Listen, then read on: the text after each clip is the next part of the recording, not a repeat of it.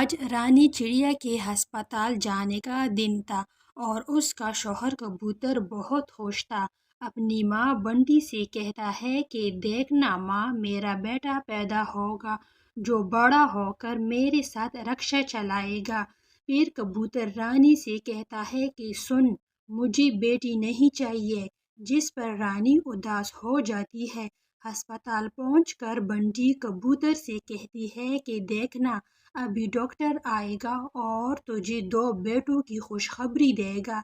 इतने में डॉक्टर आता है और कबूतर से कहता है कि तुम्हारी 12 बेटियां पैदा हुई है, जिसे सुनकर कबूतर और बंटी चौंक जाते हैं। फिर कबूतर अपनी माँ से कहता है कि मैं गरीब हूँ और रक्षा चलाता हूँ, 12 बेटियों को कैसे पालूंगा?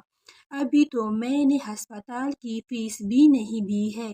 जिस पर बंटी कहती है कि ऐसा करते हैं कि रानी को अस्पताल में छोड़कर भाग जाते हैं, मैं तुम्हारी दूसरी शादी करवा लूंगी। फिर वो दोनों अस्पताल से भाग जाते हैं। इतने में डॉक्टर रानी के पास आता है, उससे कहता है कि तुम्हारा शौहर और सास दोनों तुम्हें छोड़कर चले गए हैं, तुम भी यहाँ से चली जाओ। फिर रानी अपने बच्चों को लेकर चली जाती है। घर पहुंचकर बंटी कबूतर से कहती है कि बेटा उदास मत होना, मैं किसी अच्छी लड़की से तुम्हारी शादी करवा लूंगी। जिस पर कबूतर कहता है कि माँ, कल मेरे रक्षे में एक खूबसूरत लड़की बेटी थी, आप उससे मेरी शादी करवाए।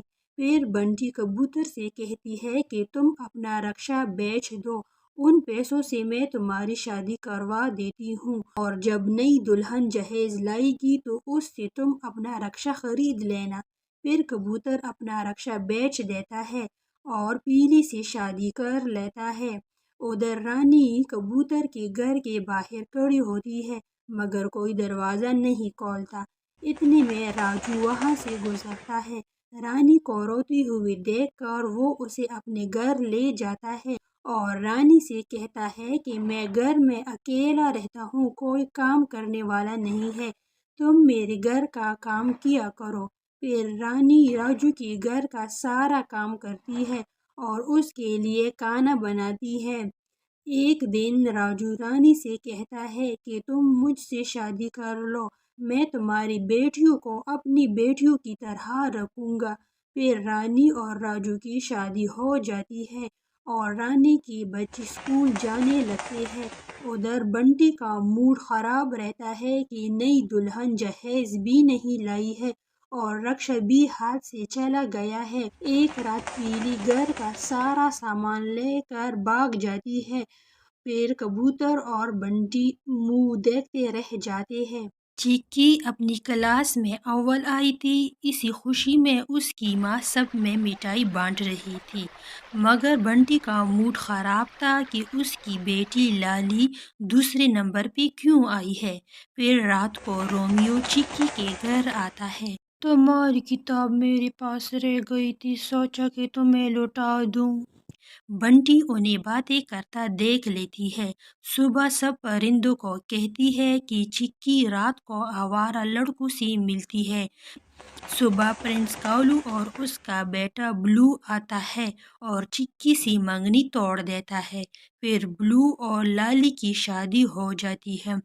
अगले दिन साथ वाले जंगल से कौवी और उसका शराबी बेटा मिट्टू आता है और चिक्की का हाथ मांगता है।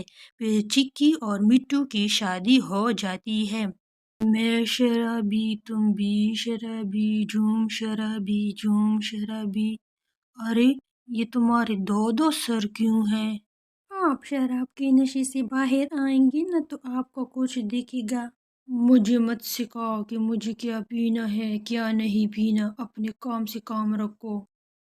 एक रात लाली घर का सारा जेवर लेकर अपने दोस्त क्रिश के साथ भाग जाती है। फिर प्रिंस कालू बंटी के घर को आग लगा देता है। अपने घर को जलता देखकर बंटी रोना शुरू कर देती है। उधर चिक्की अच्छे डॉक्टर से मिट्टू का इलाज करवाती है, जिससे वो ठीक हो जाता है। مٹو چکی کے لیے کتابیں لاتا ہے اور وہ پھر سے اسکول جانا شروع کر دیتی ہے۔ اس کہانی سے ہمیں یہ سبق ملتا ہے کہ جو دوسروں کے لیے گڑھا کھودتا ہے وہ اس میں خود گر جاتا ہے۔